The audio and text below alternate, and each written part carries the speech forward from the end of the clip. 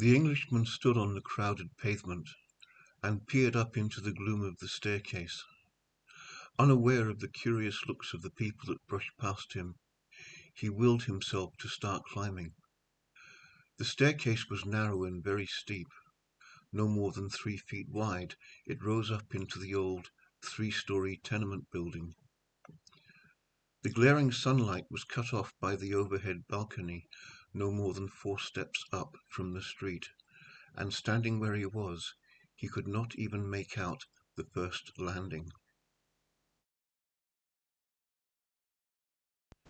Despite the constant traffic, the sudden clatter of a tram-car startled him, and he turned to seek the source of the noise, and immediately he had to shield his eyes from the bright afternoon sunshine. He turned back to the staircase, which seemed all the darker now by his eyes' sudden exposure to the glare.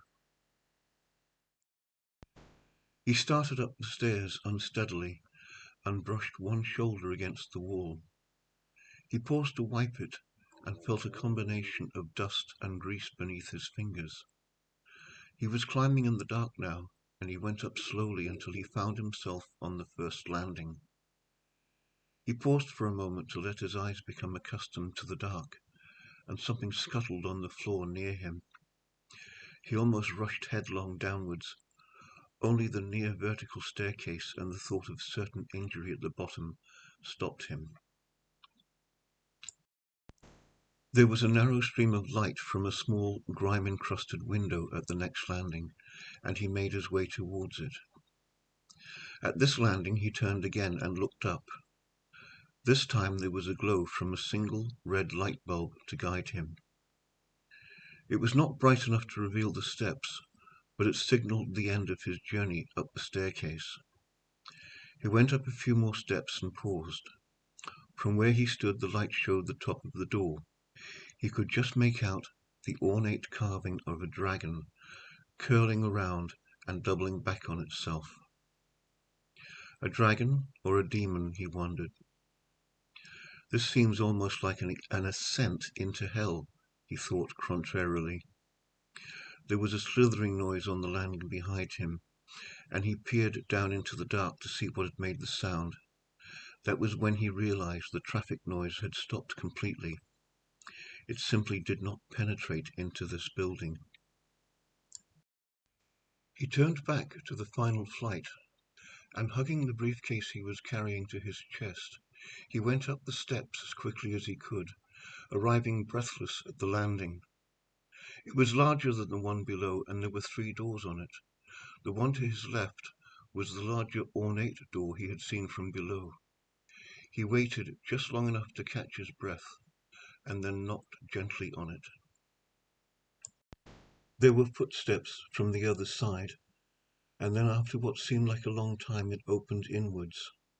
A young Chinese girl, no more than 15 years of age, surveyed him through large almond-shaped eyes. Then silently she motioned him to enter. He did so, happy to be out of the staircase. He found himself in a small entrance hall that had doors leading off in all directions. The walls separating the other rooms were only 3/4 in height, ensuring a good flow of air from the front rooms and an equal distribution of the incense that seemed to pervade it. The girl let him into a room, and there, at a beautifully carved redwood table, sat an elderly Chinese gentleman. He looked up as the Englishman and the girl entered, and beckoned them to join him. The Englishman sat while the girl went to prepare tea. The 2 men waited in silence until she returned with a fine china teapot and 2 small cups. She poured the tea, handed each man a cup, starting with the older man, and then sat down at the far end of the table. Finally the old man spoke. In what dialect Simpson, for such was the man's name, knew not. He thought it might be Shanghainese, but he could not be sure. The girl translated simultaneously, and she was so quick that it seemed to Simpson that the 2 voices blended into one. The old man had asked if Simpson had brought everything that had been requested of him. "I brought the hair and the photo, also something of great personal value that belongs to the man," he said. "I could not get the fingernail clippings, though." He paused, and the old man looked at him in silence. Suddenly Simpson remembered the last item. "Oh, yes, and I brought the gold."